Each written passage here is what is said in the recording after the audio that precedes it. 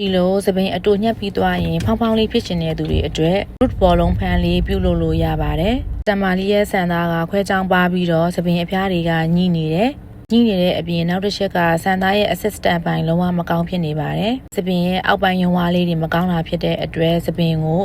အရင်ဆုံးစပြီးတော့ညှက်ပေးပါတယ်။ဆန်မာလေးကအရှိလို့ရှင်ပေမဲ့သပင်ညှက်လိုက်တဲ့အချိန်မှာပင်တွေကသပင်လုံးရင်စိတ်ထက်ထိလို့မရတဲ့နေရာတွေဖြစ်တာအတွက်လူနေတာထက်ပိုပြီးတော့တိုးလိုက်ရပါတယ်။ရှေ့စမိတ်လေးကိုအရင်ဆုံးအဖောင်းလုပ်ပေးဖို့အတွက်အရှိကိုအရင်ဆုံးစေးစထည့်ပေးပါတယ်။သပင်ခွဲချောင်းလေးတွေကလည်းပါပြီးတော့အစီပြန်နေတာဖြစ်တဲ့အတွက်အရင်ကိုလည်းအဖောင်းလေးထည့်ပေးထားပါတယ်။အခု hair style လေးရာဆိုလို့ရှိရင်တော့အရင်နဲ့အဖျားနဲ့ကိုတွဲပြီးတော့ root ဘောလုံး fine hair style လေးပြုလုပ်ပေးပါတယ်။ချို့ဆန်သားတွေကဒီလိုပုံသွင်းလို့ hair style ကိုရရှိဖို့အတွက် assistant မကောင်းတဲ့အချိန်မှာဆန်သားတွေကိုလိုတာတဲ့ပို့ပြီးတော့တိုမှတို့ hair style တွေကပုံဖော်လို့ရပါတယ်။သပင်အဖျားရဲ့ assistant ပိုင်းတွေမကောင်းဘူးဆိုလို့ရှိရင်လှုပ်ထားတဲ့သပင်ရဲ့ပုံထွက်တွေက